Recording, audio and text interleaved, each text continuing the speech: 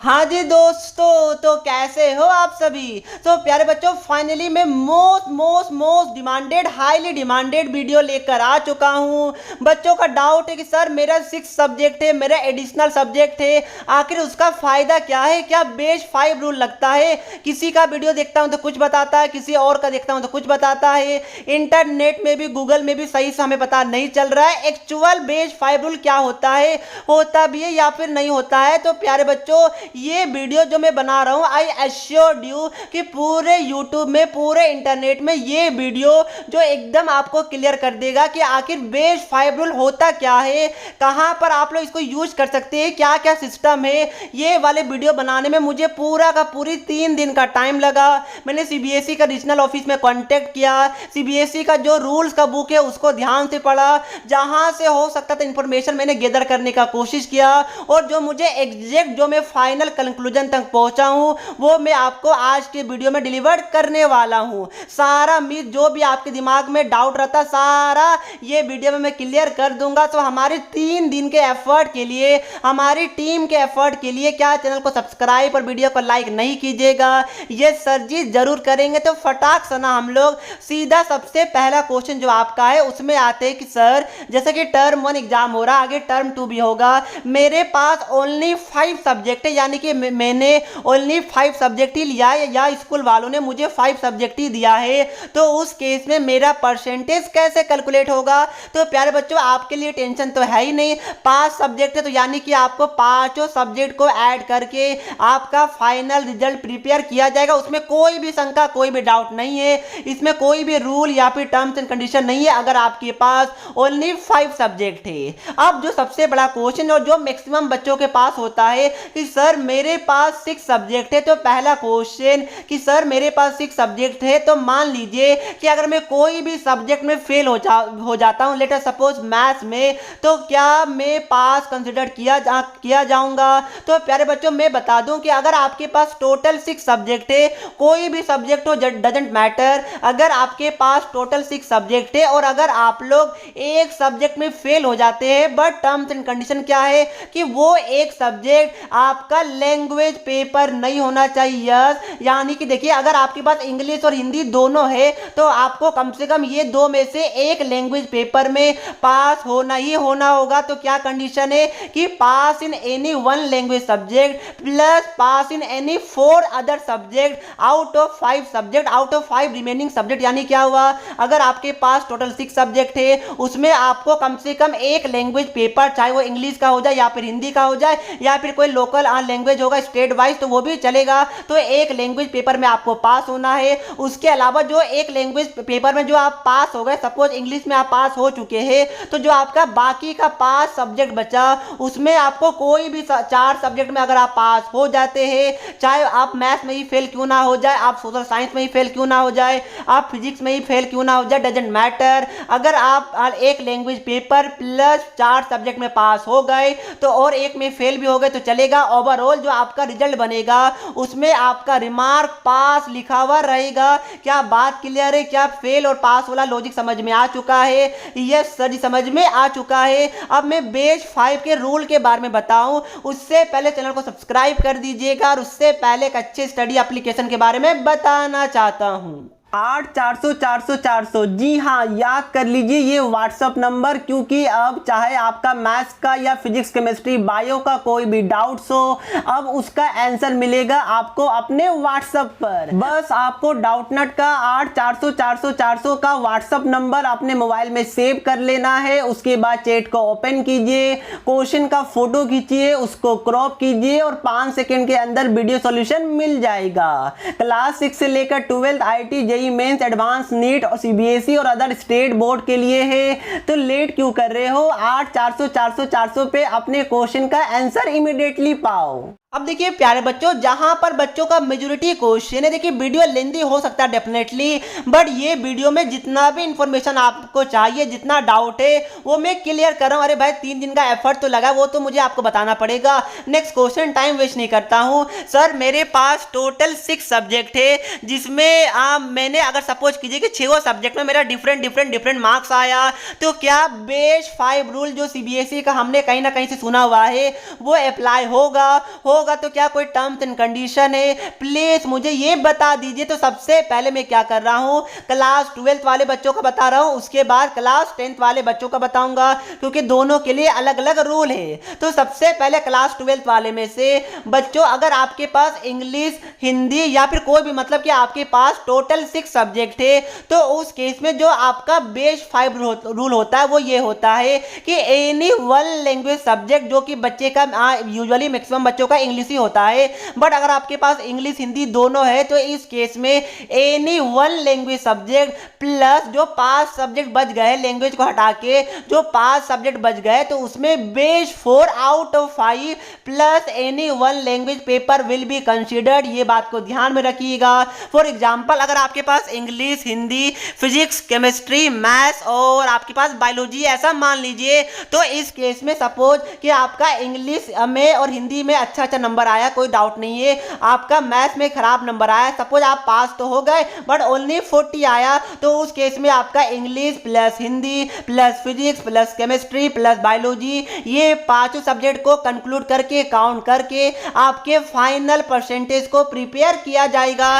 क्या बात क्लियर है? ये सर जी बात क्लियर है। बट यहां पर वापस से एक टर्म्स एंड कंडीशन आता है कि बेस 5 वाला रूल जो मैंने अभी आपको बताया, इंग्लिश यानी कि एक any language subject plus base 4 out of 5, ये तभी एप्लीकेबल होगा जब आपका सारा सब्जेक्ट इलेक्टिव सब्जेक्ट होगा, यानी कि स्किल सब्जेक्ट नहीं होगा, तभी ये वाला कंसिडर किया जाएगा। तो सर ये इलेक्टिव सब्जेक्ट और स्किल सब्जेक्ट क्या होता है हमें बता दीजिए। तो प्यारे बच्चों, मैंने क्या बोला, इलेक्टिव सब्जेक्ट रहेगा, इलेक्टिव सब्जेक्ट रहेगा तो ही ये बेस 5 वाला रूल काउंट किया जाएगा।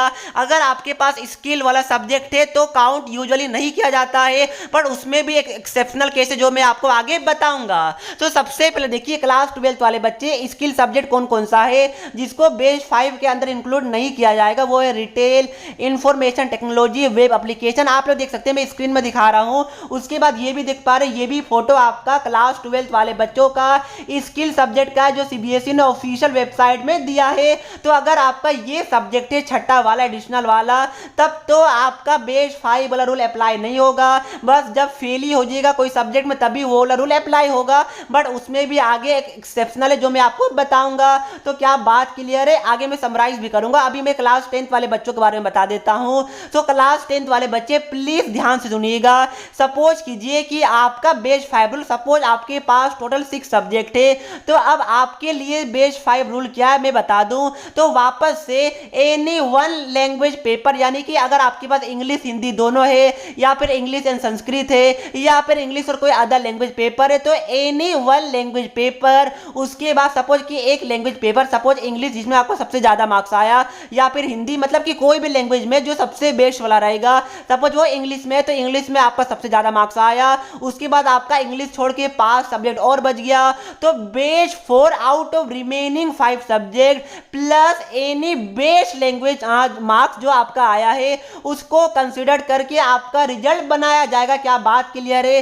सर जी ऐसे समझ में आता नहीं। एग्जांपल दीजिए, ऑब्वियसली देता हूं। सपोज आपका क्लास 10th वाले बच्चों का इंग्लिश है, हिंदी है, उसके बाद सोशल साइंस है, साइंस से, मैथ से, बेसिक स्टैंडर्ड मतलब नहीं है, मैथ से 5 हो गया, और छठा सपोज कंप्यूटर एप्लीकेशन जिसका कोड 165 है, तो ये 6 सब्जेक्ट है। तो उस केस में सपोज कीजिए कि इंग्लिश और हिंदी आपका 2 लैंग्वेज पेपर हुआ, इंग्लिश में आपका ज्यादा मार्क्स आया सपोज कीजिए, और सपोज कीजिए कि मैथ्स में आप पास तो हो गए बट आपका मार्क्स अच्छा नहीं आया, 6 में से सबसे कम मैथ्स में आया, तो उस केस में आपका इंग्लिश प्लस जो 5 सब्जेक्ट आपका बच गया, जैसे कि हिंदी बच गया, सोशल साइंस, साइंस हो गया, मैथ्स हो गया, कंप्यूटर एप्लीकेशन हो गया, तो ये 5 में से जो टॉप 4 होगा उसको कंसिडर किया जाएगा, प्लस इंग्लिश को कंसिडर करके आपका फाइनल परसेंटेज को कैलकुलेट किया जाएगा। क्या बात क्लियर है? यस सर जी बात क्लियर है। तो यहां पर भी एक टर्म्स एंड कंडीशन है, वो क्या है कि वापस से इलेक्टिव सब्जेक्ट के लिए ये बेस 5 का रूल लगता है।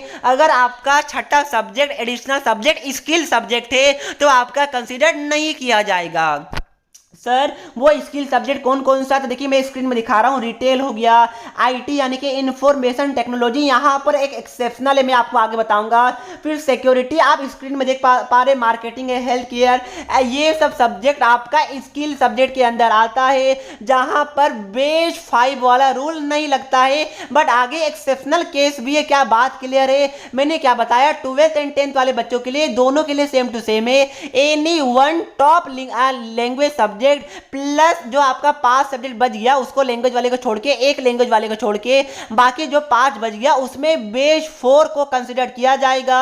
डजेंट मैटर वो आपका कंप्यूटर हो, मैथ्स ना हो, कोई दिक्कत नहीं है। बेस 4 प्लस 1 लैंग्वेज पेपर, अगर आपके पास टोटल 6 सब्जेक्ट है, बट जो आपका एडिशनल पेपर है वो इलेक्टिव पेपर होना चाहिए। तो देखिए मैंने आपको बता दिया कि कौन कौन सा स्किल पेपर है। तो जो जो स्किल वाले लिस्ट में आपको नहीं दिख रहा है वो सभी इलेक्टिव पेपर के अंदर आता है, यानी कि क्लास 12 वाले बच्चों का फिजिकल एजुकेशन मेन के अंदर आता है, कंप्यूटर एप्लीकेशन मेन के अंदर आता है, संस्कृत मेन के अंदर आता है, और लैंग्वेज पेपर ये सभी मेन के अंदर आते हैं। तो क्लियर हो रहा है ना, समझ में तो आ रहा है ना, ये सभी समझ में आ रहा है। इलेक्टिव पेपर वाला कंसिडर किया जाएगा बेस 5 के अंदर। अब देखिए बच्चों का डाउट कि सर मैं क्लास 10th में हूं और मेरा छठा वाला पेपर इंफॉर्मेशन टेक्नोलॉजी का है। सर मैं क्लास 12th में हूं, मेरा छठा वाला पेपर इंफॉर्मेशन टेक्नोलॉजी वाला है, तो क्या उस केस में मेरा बेस 4 आउट ऑफ 5 वाला रूल क्या अप्लाई नहीं होगा? तो प्यारे बच्चों द आंसर इज मे और मे नॉट बी, यहीं पर एक्सेप्शन है। अभी तक जो मैंने बताया ना वो तो 100% है। अगर आपका इलेक्टिव सब्जेक्ट है तो बेस 5 वाला रूल जो मैंने बताया वो तो लगना ही लगना है। बट इन केस अगर आपका छठा वाला सब्जेक्ट एडिशनल पेपर जो आपका वो स्किल पेपर के अंदर आता है, स्किल सब्जेक्ट जो मैंने आपको दिखाया फोटो में वो सभी है अगर आपका, तो वो सीबीएसई ने स्कूल के हाथ में छोड़ा है कि स्कूल वाले चाहे तो उस केस में बेस 5 वाला रूल अपना सकते हैं, स्कूल वाले चाहे तो उस वाले सब्जेक्ट को इग्नोर भी कर सकते हैं, यानी कि मेन 5 को लेकर ही आपका फाइनल परसेंटेज कैलकुलेट कर सकते हैं। तो मैं वापस से बोल दूं, मैंने क्या बोला, अगर आपका स्किल सब्जेक्ट नहीं है, 6 पेपर है, इसमें स्किल एक भी नहीं है जो मैंने दिखाया, सभी इलेक्टिव के अंदर आता है, तो उस केस में भाई बेस 5 वाला रूल है, English plus base 4 out of remaining 5, बात क्लियर। बट अगर आपका 6 सब्जेक्ट तो है बट छठा वाला स्किल सब्जेक्ट है तो वो स्कूल के हाथ में, अब वो आपके स्कूल वालों के हाथ में है। स्कूल वाले उस केस में बेस 5 का रूल अपना भी सकते हैं, नहीं भी अपना सकते, वो टोटली स्कूल के हाथ में छोड़ा गया है। सो प्यारे बच्चों यही था जो मैंने बहुत सारे स्कूल से पता किया, रीजनल ऑफिस से पता किया, सीबीएसई का जो रूल्स होता है बुक दिया है सीबीएसई ने एक बहुत पहले वेबसाइट में, उससे पता किया। ये सभी को पता करने के बाद ये टाइम प्रिसाइज वीडियो में आपके लिए लेकर आया हूं। क्या समझ में आया? क्या मैं एक बार समराइज कर दूं? ये सभी समराइज कर दीजिए प्लीज। तो अगर आपके पास 5 सब्जेक्ट है टोटल, तो आपके लिए 5 कंपलसरी है, कोई भी इसमें इफ एंड बट नहीं होना चाहिए। 6 सब्जेक्ट है और अगर आपने कोई भी सब्जेक्ट में फेल हो गए अनटिल एंड अनलेस वो लैंग्वेज पेपर, मतलब सभी लैंग्वेज पेपर नहीं, अगर कोई भी लैंग्वेज, सपोज एक ही लैंग्वेज पेपर है तो उसमें आपको पास होना पड़ेगा, ये मैंडेटरी है। तो अगर आप एक सब्जेक्ट में फेल हो गए बट वो लैंग्वेज पेपर नहीं है कंपलसरी वाला, तो उस केस में आप लोग पास कंसिडर किए जाएंगे, क्योंकि भाई आप तो 6 में से 5 में पास हो चुके हैं, नो डाउट, उसमें कोई कंडीशन नहीं कि भाई स्किल हो क्या हो, कोई मतलब नहीं है। बट जहां पर बेस 5 वाला रूल आता है वहां पर सबसे पहले आपके पास टोटल 6 सब्जेक्ट होना चाहिए, उसमें एक लैंग्वेज पेपर कंपलसरी है, प्लस जो 5 बचा उसमें बेस 4 आउट ऑफ 5 कंसिडर किया जाएगा, उसको लेकर आपका रिजल्ट प्रिपेयर किया जाएगा। अगर आपका इलेक्टिव सब्जेक्ट है तब तो कोई इशू नहीं है, स्किल सब्जेक्ट है तो वो स्कूल के हाथ में है, स्कूल वाले उसको काउंट कर भी सकते हैं, नहीं भी कर सकते हैं, वो स्कूल के हाथ में है। सो प्यारे बच्चों ये था कंप्लीट डिटेल वीडियो जो कि मैंने आपके साथ डिलीवर किया है। मैं आपको वापस से दिखा दूं, ये वाला देख पा रहे हैं पहला फोटो, ये दूसरा फोटो देख पा रहे हैं, ये क्लास 12th वाले बच्चों का स्किल सब्जेक्ट का फोटो है। अब जो देख पा रहे हैं ये क्लास 10th वाले बच्चों का स्किल सब्जेक्ट का पेपर है। ये बात को ध्यान में रखिएगा, अगर 10th में आईटी आपने लिया है तब ये टोटली स्कूल के हाथ में है, अगर 10th में आपने कंप्यूटर एप्लीकेशन लिया है तब तो भाई मजा कीजिए, ये 100% फिक्स है, ये ऑफिशियल है कि आपका बेस 5 का रूल लगेगा। मैंने जितना अच्छे से हो सकता था आपको बताने का कोशिश किया है। आई नो इसके बाद भी बच्चों के दिमाग में डाउट हो सकता है, क्वेश्चन हो सकता है, बट उस वाले क्वेश्चन का रिप्लाई मैं तभी करूंगा जब आपने ये वीडियो यहां तक देखा होगा, क्योंकि अगर आपने देखा ही नहीं होगा, बिना देखे क्वेश्चन कीजिएगा तो मैं रिप्लाई नहीं करूंगा, क्योंकि हमने 3 दिन का एफर्ट डाल के ये वीडियो बनाया है। आई होप ये वाला वीडियो आप लोग अप्रिशिएट करेंगे। चाहिए, क्योंकि आपको पता होगा इतना एफर्ट डालना, इसलिए तो पूरे यूट्यूब में ऐसा कोई भी वीडियो आपको देखने को अभी तक नहीं मिलेगा। मे बी इसके बाद आ जाए, बट अभी तक तो नहीं है। प्यारे बच्चों, हमारे एफर्ट के लिए चैनल को सब्सक्राइब जरूर कर दीजिएगा। मैं बहुत ज़्यादा थैंकफुल रहूँगा अगर आप लोग कम से कम अपने एक फ्रेंड के साथ ये वीडियो को शेयर कीजिएगा और सब्सक्राइब कीजिएगा, तो I will be really very very thankful to you. मुझे लगेगा कि यस, जो मैंने मेहनत किया है, जो हमारी टीम ने मेहनत किया है, आप प्रेजेंटेशन देख सकते हैं इसमें कितना टाइम लगता है, ये सभी का आपने रिवॉर्ड हमें दिया है। So I hope you all will appreciate our beautiful efforts. यही चीज़ को ध्यान में रखते हुए मैं आपके लिए मेहनत करता हूँ। तो दोस्तों, यही बात से मैं वीडियो को समाप्त करता हूँ। एक बार मैं स्लाइड्स को वापस से दिखा देता हूँ। मैंने इंग्लिश में भी लिख दिया, जो बच्चे हिंदी नहीं जानते वो इंग्लिश में भी देख सकते हैं। यहाँ पर मैं स्लाइड्स को एक एक करके आपको एंड तक ले जा जाता हूँ। देखिए, ये खत्म हो गया। तो यही अपडेट था जो कि मुझे आपको बताना था। इसके बाद कोई बच्चों के दिमाग में एडिशनल पेपर को लेकर कोई भी डाउट नहीं होना चाहिए। ये वाला टर्म 1 टर्म 2 अगला साल हर एक साल ये वाला रूल सीबीएसई में अप्लाई होता है। टर्म 1 में भी होगा, टर्म 2 में भी होगा। ये बात को ध्यान में रखिएगा। परसेंटेज सीबीएसई कैलकुलेट करके नहीं देता है, आपको खुद से कैलकुलेट करना पड़ेगा। जो मैंने बताया वही प्रोसेस से आपको कैलकुलेट करना है। तो यही बातों से मैं वीडियो को समाप्त करता हूं। लाइक सब्सक्राइब आप लोग कर दीजिएगा।